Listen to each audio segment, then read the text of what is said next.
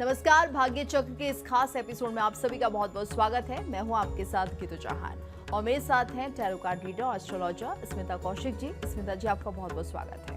नमस्ते शिवाय। तो आज हम बात करने जा रहे हैं कि आखिर बच्चे माता पिता का कहना क्यों नहीं मानते, उनकी बातें सुनते क्यों नहीं हैं, और इसी से जुड़े हुए 3 उपाय भी स्मिता जी आपको बताएंगी। लेकिन शुरुआत करते हैं पंचांग के साथ। आज है 4 जून 2026 का दिन, बृहस्पतिवार। कृष्ण पक्ष की चतुर्थी तिथि है और नक्षत्र आकाश में है उत्तराषाढ़ा। अभिजीत काल होगा सुबह 11:51 से 12:45 तक और राहु काल होगा दोपहर 2:03 से 3:47 तक।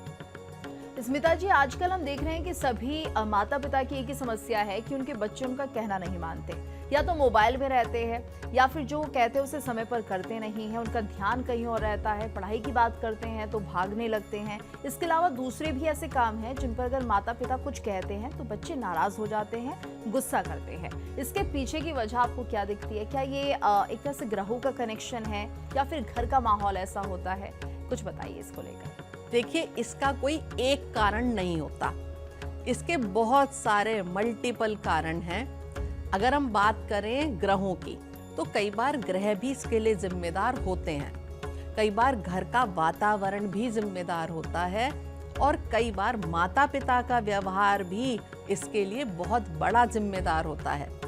ज्योतिष में बच्चे सिर्फ शब्द नहीं सुनते, वो ऊर्जाओं को महसूस करते हैं। अगर घर में लगातार टेंशन का माहौल हो, गुस्सा, डर या झगड़े होते हों तो बच्चे धीरे धीरे अंदर से विद्रोही होने लगते हैं।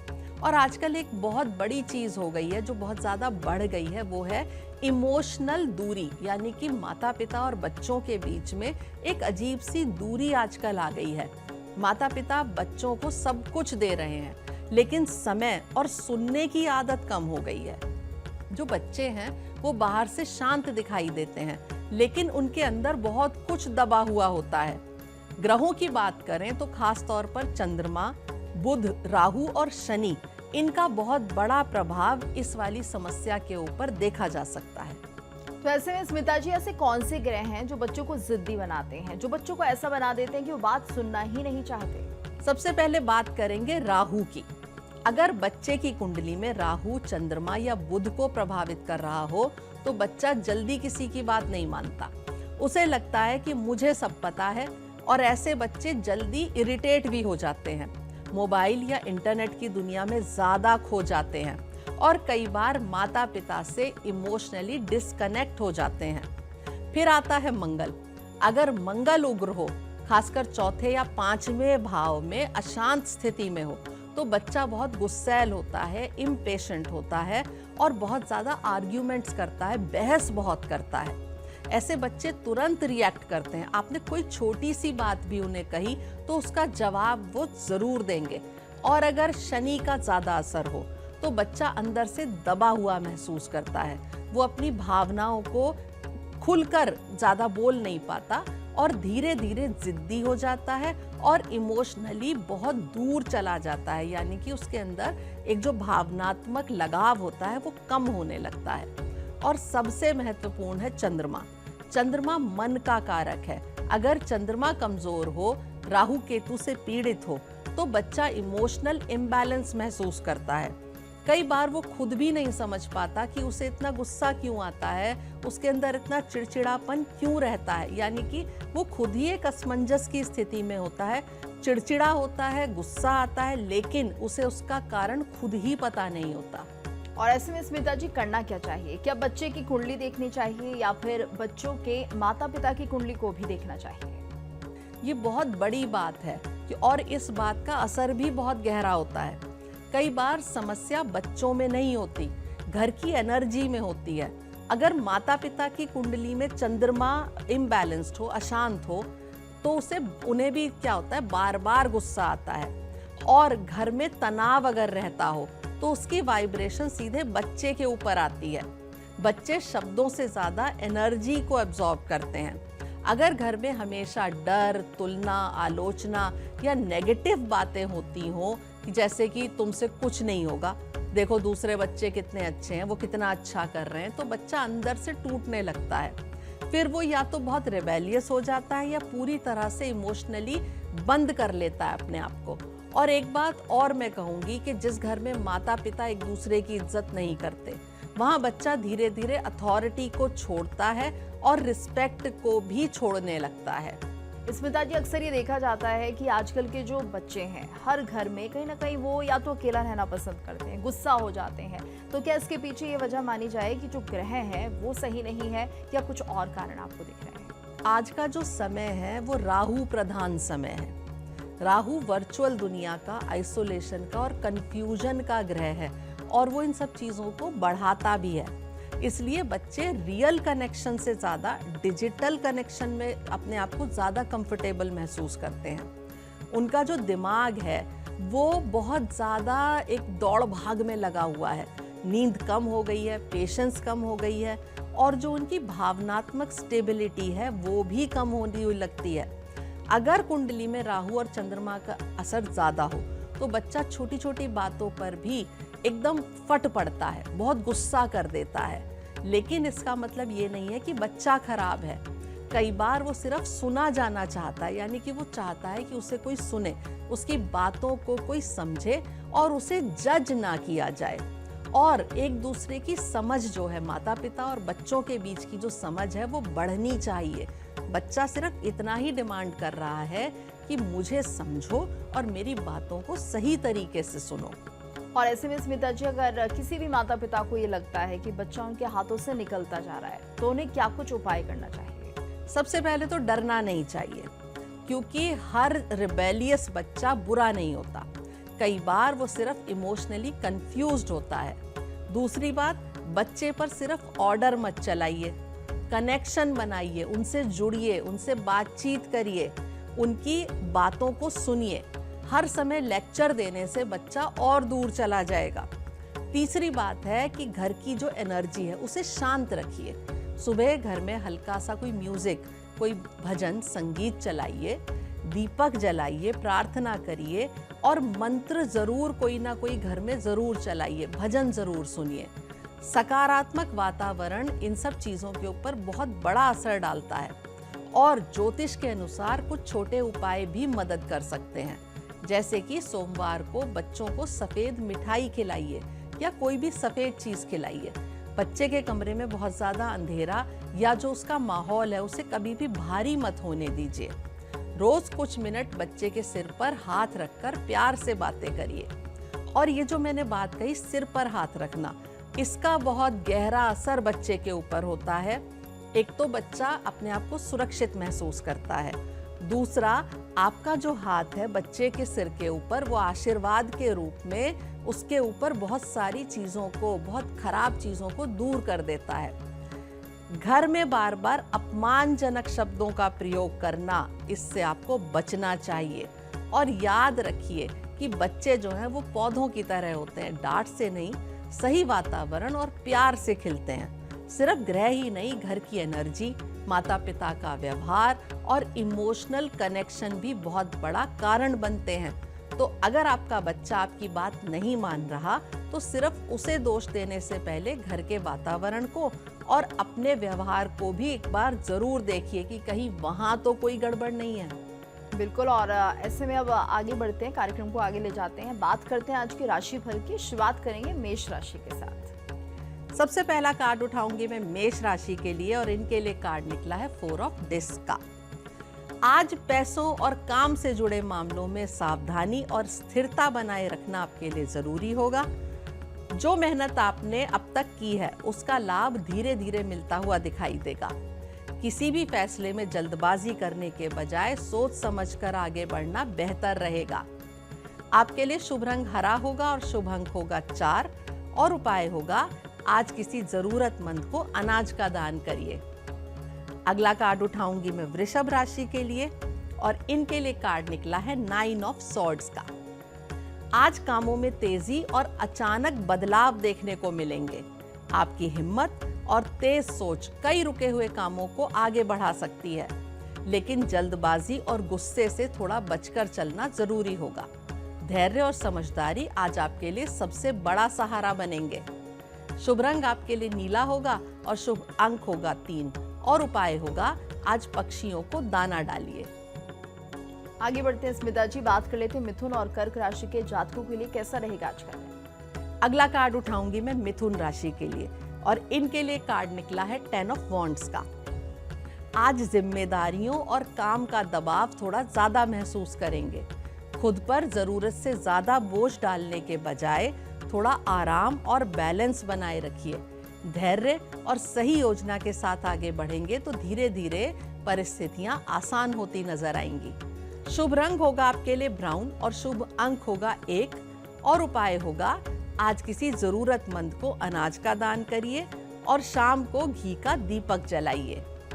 अब आ गई है बारी कर्क राशि की और इनके लिए कार्ड निकला है एडजस्टमेंट का।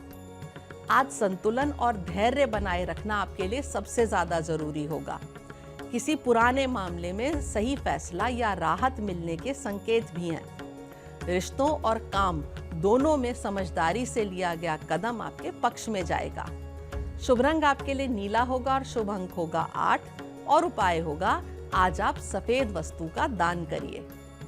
और अब बात कर लेते हैं आज के पहले उपाय की। पहला उपाय हमारे दर्शकों को क्या बताना चाह रही हैं आप?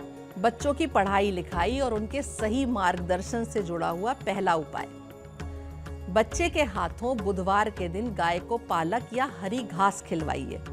इससे उनकी बुद्धि और स्मरण शक्ति तेज होती है। उनका मन पढ़ाई में भी लगता है और आपके द्वारा कही गई बातें उन्हें सही सही समझ भी आती हैं। स्मिता जी, आगे बढ़ते हैं, बात कर लेते हैं सिंह और कन्या राशि के बारे में। आज का दिन कैसा रहने वाला है और क्या कह रहे हैं टैरोस उनके लिए? कार्ड उठाएंगे सिंह राशि के लिए।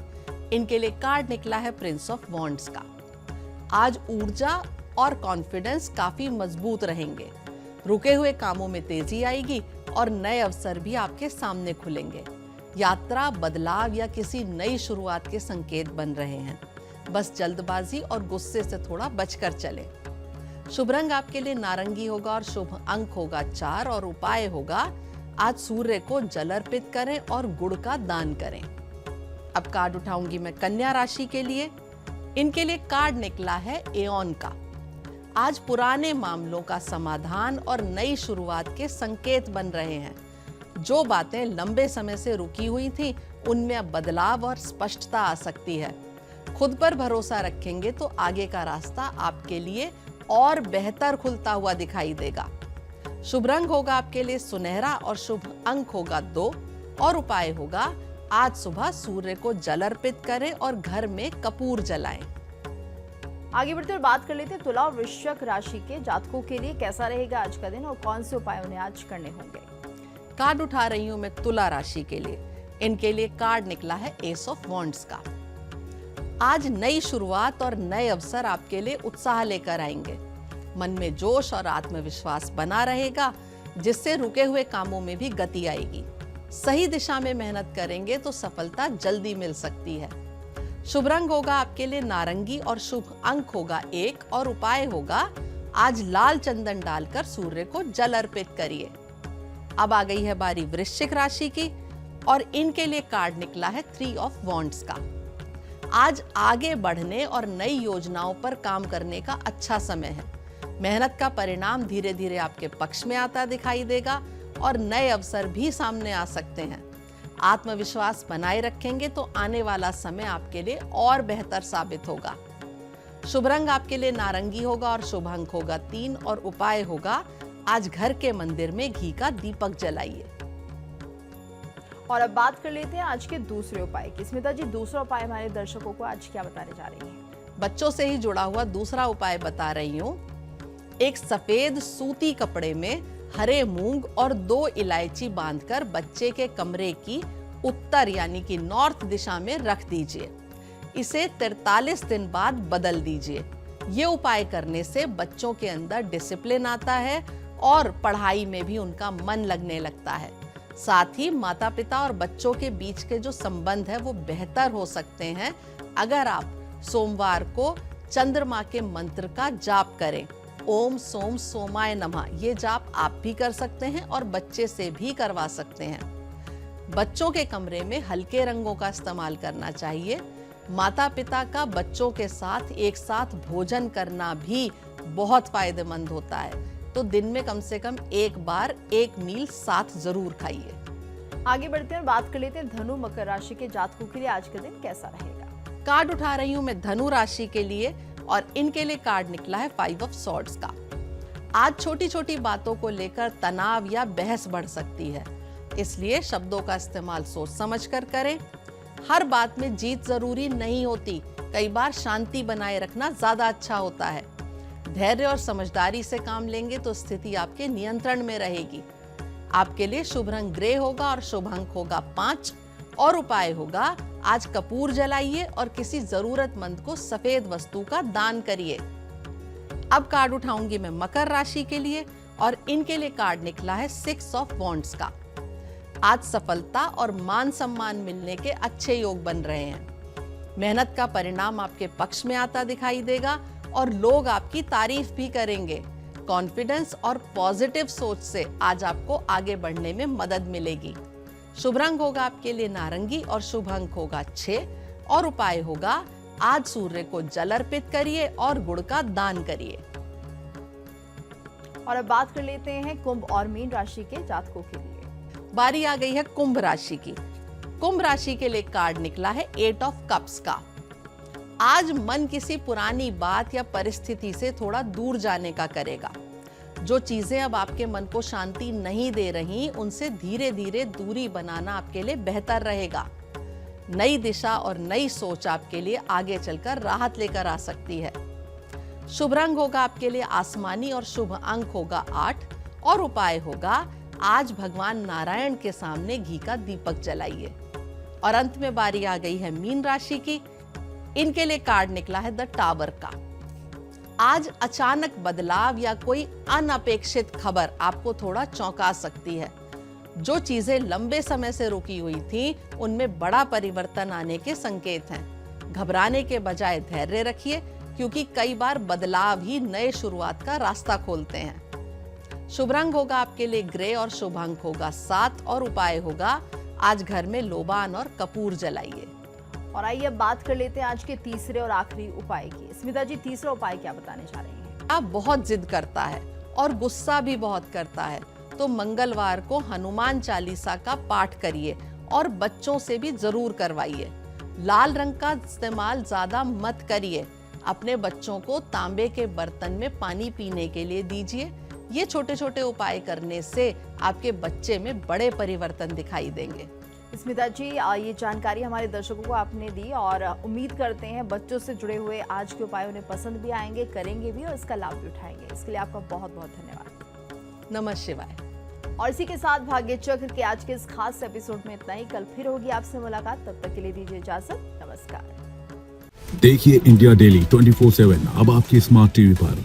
इंडिया डेली मौजूद है सभी डिजिटल प्लेटफॉर्म पर लाइव और लगातार। इंडिया डेली 24/7 हर दिन राष्ट्र को समर्पित।